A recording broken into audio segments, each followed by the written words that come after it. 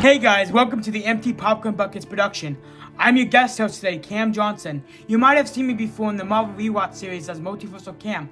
Colton's out of town this week, lucky guy. He asked me to take the driver's seat for this one. Don't worry, he'll be back at the end of the video to share his own thoughts about the movie. So now let me tell you something. I'm a huge Formula 1 fan. I love the speed, the strategy, and the drama, and the twists and turns. So when I heard they were making an F1 movie, I was all in. So what is the F1 movie all about? It was directed by none other than Joseph Kosinski, the guy behind Top Gun Maverick. So you know the visuals are gonna slap. It stars Brad Pitt as a former F1 driver who comes out of retirement to mentor a young rising star played by Damson Edgeworth. And get this, they actually shot real racing scenes during the actual F1 Grand Prix weekends. This movie blends real world racing with high stakes, drama, fast cars, and the classic underdog story that we all ate up like popcorn. So does this movie cross the finish line or does it spin out after turn 1? Let's hit the gas and dive into it. Alright, here's my thoughts of the F1 movie from the heart of a Formula 1 fan who's been dreaming about a movie like this for years. It was a very enjoyable movie. Very cinematic, like really cinematic. And get this, they shot a lot of the scenes of this movie from a deconstructed iPhone. Apple is probably flexing hard on this one. It honestly works. The racing shots are beautiful. Some of the camera angles make you feel like you're inside a real F1 car. And now let's have a real talk. As an F1 fan, I cringe at some of the drama and some of the things they pull from the track. Yeah, none of that's actually going to happen at a real F1 race. But that's okay. They did pull off some of the creative liberties, but it's still a feel-good movie with the heart. But they took off a lot of the rules that happened with the sport. And the experience when I saw the movie, I saw it both in D-Box and 4DX.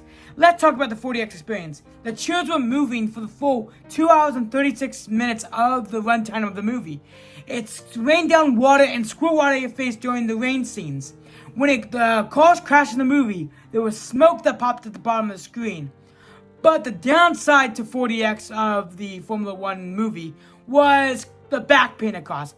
But it was totally worth the experience of watching in that format. So let's break it down with the official Empty Popcorn Bucket rubric. The story, 5 out of 10. The plot was entertaining, easy to follow, great for new fans who don't know much about the F1 experience. But the middle section kind of felt rushed. It introduced stakes that they tossed out the window faster than a pit stop. Felt like they played it a little bit too safe. Characters, 6 out of 10. The main character was very solid, but we didn't get to know the other racers because most of them were played by real F1 drivers, and they just kind of left out that experience of the movie. And the antagonist, they felt like they just tossed it in last minute, like, oh, here's a guy that can be the antagonist of the movie, the big bad. I didn't really like that bit. Entertainment and engagement, 9 out of 10. I was fully locked in from the start to finish.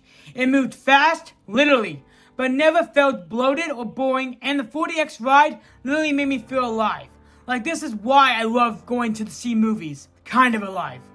Just a real fun, adrenaline-pumped experience. Sound and score, 10 out of 10. Woo! Hans Zimmer went off on this one. The score was one of the best I ever heard inside of a racing movie. It had the pulse of an F1 built into it. You could feel it in your chest. And the other music they added to the movie, it matched perfectly to the vibe and the feel of the movie. With the amazing music that came from Ed Sheeran and all the other creative artists that made that music. It made the movie feel more electric. Let's get to the final score. 39 out of 50. It's not perfect, but it was a blast. It was a love letter to the sport, with the high-speed thrills, sick visuals, and the heart that shined through it. Even though some of the parts were over the extreme and over the top. So yeah, the F1 movie is worth watching, especially if you want to feel like you're in the cockpit of an F1 car and to learn more about the sport. But hey, don't take my word from it. Let's hear some of the thoughts Colton has of the movie from his vacation. Hi guys, it's me Colton. I'm not on vacation yet. I think I confused Cam when making his video.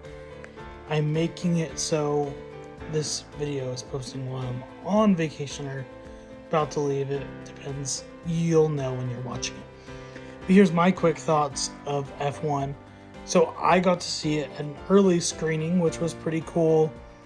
and it was probably the first ever time that I saw a movie that they actually had security at the theater, like in the theater room that I was seeing the movie. I saw it in IMAX, which was pretty cool, but I thought the movie was incredible, and me personally, I think it was probably one of the best movies I've seen this year, and I feel like it's pretty neck and neck when it comes to movies, probably with Sinners. That's probably one of my other favorite movies of the year, but I thought this movie was amazing. It was thrilling. Brad Pitt did great, and it was honestly such a good time. Though I'm not as connected to F1 as my brother is. It's really big where he lives in Australia, but I think that this movie was incredible, and it's honestly one of the stronger movies of the year.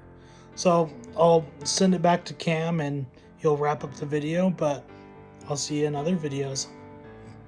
I am so glad you got to hear from me today. Thank you, Colton, for this experience. Hopefully I'll be back with Colton or solo, or eventually when I get back to America in August. Don't forget to like and subscribe to the Empty Popcorn Buckets Productions, and share this with your fellow movie fans and F1 junkies.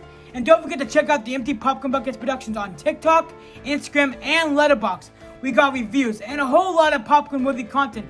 Also, if you want to check out my content, I'm on TikTok at The Vintage Protagonist. I do gaming-related content, mostly GTA-related stuff, or sometimes movie reviews. But also, I am the co-host on the Disney Johnson Bro Adventures, what it might be coming back soon, but you did not hear that from me. Alright, that's all from today. I hope you guys have a wonderful day, drive safe, wear your seatbelt, and bye.